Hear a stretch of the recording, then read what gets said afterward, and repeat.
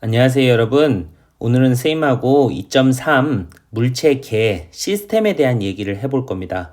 우리가 물리 문제 상황을 접하다 보면은 이제 물체가 두 개, 세 개 이상의 물체가 한꺼번에 움직이게 되는 상황이 발생하게 되는데, 물론 뭐 평형인 상황도 있고요. 그런데 그런 상황에서 물체를 시스템으로 생각했을 때, 그러니까 하나, 두 개의 물체를 분리된 걸로 생각하지 말고 한 개의 덩어리로 우리가 개로 생각했을 때 얼마나 편하게 접근할 수 있는지에 대한 걸 같이 보도록 할 건데요. 자, 그래서 선생님이 그림 5번에 이제 물체가 운동하는 상황도 가져왔고 정지해 있는 상황, 평형돼 있는 상황도 갖고 왔습니다. 자, 쉬운 상황이 평형 상황일 것 같은데 지금 그림을 보면 여러분들 2kg의 물체 1과 3kg의 물체 2가 이제 수평면 위에 그냥 쌓여서 있는 걸 볼 수가 있는데요. 자, 쌓여서 그냥 정지해 있기 때문에 사실은 이 물체 개는 평형을 이루고 있습니다.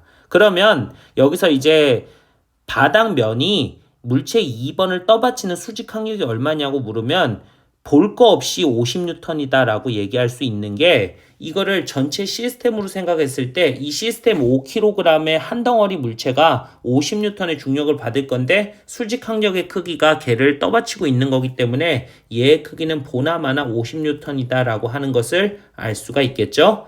그러면 우리가 이제 이런 문제를 봤을 때 이제 볼 것 없이 바로 이제 바닥면에서의 수직 항력을 구할 수가 있고, 자, 이거를 구하면 이제 여러분들이 각각 물체를 개에서부터 풀어서 각각의 물체로 생각했을 때 각각의 물체가 주고받는 내력, 상호작용 힘까지를 고려해가지고 완전히 이제 힘에 대한 걸 분석할 수가 있는데, 오른쪽에 보면은 이제 N'이라고 하는 힘을 서로 주고받고 있는 거나 하는 걸 알 수가 있는데, 여기서 여러분들이 보면 이 N'이라고 하는 힘이 누구를 떠받치는 유일한 힘이냐면 2kg의 중력을 떠받치는 유일한 힘입니다. 당연히 여러분들 몇 뉴턴이어야 될 거냐면 20뉴턴이라는 힘이 되어야만 되겠죠.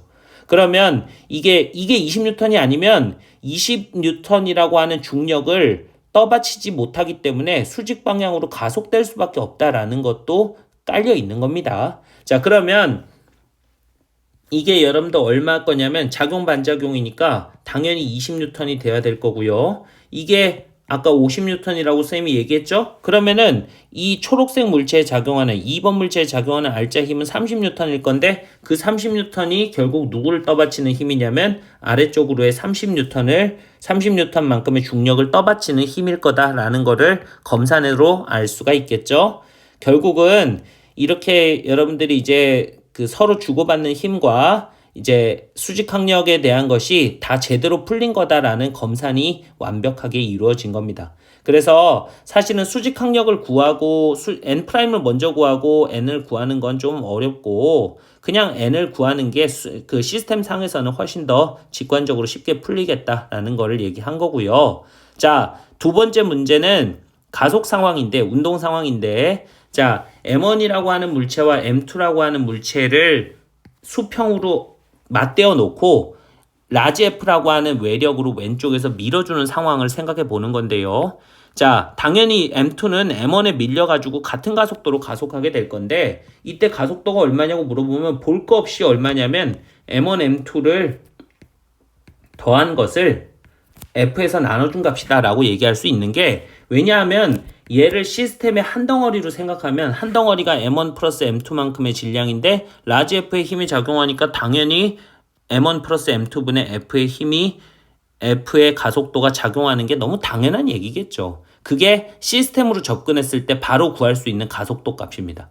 그러면 여러분들이 이제 이거를 분리해가지고 서로 초록색, 노란색 사이에 주고받는 1번, 2번 사이에 주고받는 수직 항력이 얼마냐라는 걸 쉽게 계산할 수 있는 게, 이 수직 항력은 당연히 누구를 가속시키는 유일한 알짜 힘이어야만 하냐면 2번 물체를 가속시키는 유일한 알짜 힘이어야만 되기 때문에, 이걸 여러분들이 여기다가 대입을 해보면 바로 얼마임을 알 수 있냐면, 얘가 M1 플러스 M2분의 M2라고 하는 것을 하고 취하고 F라고 하는 것을 이렇게 곱해준 값이다 라는 거를 알 수가 있겠죠? 됐습니까? 자, 그래서 이 수직 항력이라고 하는 것이 이제 서로 주고받는 힘이기 때문에 마지막으로 이제 검산 과정을 거쳐보는 건데 제대로 푼 건가 검산 과정을 거칠 수도 있는데 자 우리가 여기에 지금 이 녀석을 생각해 보면 라지 F라고 하는 것에서 N이라고 하는 힘을 수직항력이라고 하는 힘을 뺐을 때 그게 이제 M1이라고 하는 물체를 A로 가속시키는 힘이 될 건데 여기서 여러분들이 요 값에다가 얼마를 집어넣어 보냐면 M1 플러스 M2분의 F라고 하는 시스템으로 접근해서의 가속도를 구한 것과 여러분들이 이제 이거를 F에서 빼주게 되면 결국은 수직항력의 크기가 얼마가 되는 걸 알 수 있냐면 M1 플러스 M2의 M2F다라고 하는 것을 똑같이 답을 얻을 수 있으니까 검산 과정에서도 문제가 없다라고 얘기할 수가 있겠죠. 그래서 사실은 이 수직 항력을 계산할 때 사실 이렇게 계산하는 건 어렵고요. 당연히 이렇게 계산해야 되는데 이렇게 계산하기 위한 선결 조건이 가속도를 계산하는 건데 그 가속도를 계산하는 게 시스템적으로 접근하는 것이 훨씬 더 유리하다라는 것을 설명한 것뿐입니다. 알겠죠? 자, 그러면 시스템으로 접근해서 문제를 풀 수 있는 상황 중에 대표적인 상황 두 개를 선생님이 갖고 왔는데요. 같이 보도록 할게요. 자, 첫 번째는 3kg의 상자 B에 거기 위에 1kg의 상자 A를 올려놓고 우리가 20N이라고 하는 힘으로 두 물체를 같은 가속도로 움직이는 겁니다. 단 마찰이 없는 수평면 위에 놓여 있는 거기 때문에 3kg에 작용하는 마찰력은 없습니다. 무시합니다. 자, 그러면 A에 작용하는 정지 마찰력의 크기가 얼마냐고 물어봤는데 이게 왜 정지 마찰력이냐 하는 것은 이미 같은 가속도로 움직인다는 말 속에 숨어 있습니다. 이게 정지 마찰력이 아니면 어떤 일이 벌어지냐면 B에 대해서 A가 따로 논다는 얘기고요. 운동한다는 얘기고요. B에 대해서 A가 운동한다는 얘기는 둘이 한 몸이라고 볼 수가 없다라는 거죠. 됐습니까? 그래서 얘를 한 몸으로 취급할 것 같으면 시스템화할 수 있을 건데 4kg 물체에 20N의 힘이 작용하게 되면 당연히 가속도는 얼마여야 될 거냐면 5m/s 제곱이 돼야 된다라는 거를 알 수가 있습니다. 그러면 시스템으로 접근했을 때 가속도가 5니까 이제는 여러분들이 뭐만 생각하면 되냐면 가속도 값을 구하면 얘네들의 작용하는 마찰력이 1kg에 작용하는 마찰력이 정지 마찰력이 이쪽 방향으로 작용해야만 A를 가속시키는 유일한 힘이 되겠죠. 왜냐하면 1kg면 정지 마찰력 빼고는 수평으로 가속시킬 힘이 없거든요. 그러면 얘가 반대 방향으로 FS도 이렇게 작용할 거니까 이거는 이제 검산 과정으로 하는 건데 자 일단은 A라고 하는 물체에 대해서 알짜 그 힘이 이제 가속도를 만들어낸다라는 운동 방정식을 생각해 보면 FS는 1kg의 물체를 5m/s 제곱으로 가속시키는 유일한 힘이니까 5N이다라고 하는 것을 구할 수가 있고 검산으로 뭐를 통해서도 알 수 있냐면 추가적으로 B에 대해서 검산도 할 수 있는데 우리가 20N이라고 하는 힘에서 FS라고 하는 힘을 빼주게 되면 그게 3kg의 물체를 5m/s 제곱으로 가속시키는 힘이니까 결국은 FS가 역시 5N이라고 하는 사실을 역시 얘기할 수가 있겠죠. 그래서 이거는 검산이니까 해도 되고 안 해도 됩니다. 되겠죠? 자, 그래서 우리가 이제 정지 마찰력의 크기가 5N으로 작용하고 그 방향이 오른쪽 방향으로 작용한다라고 하는 것은 너무 당연한 얘기인 게 얘가 오른쪽으로 가속되고 있는데 오른쪽으로 마찰력이 작용하지 않으면 움직일 수 없다라는 거죠.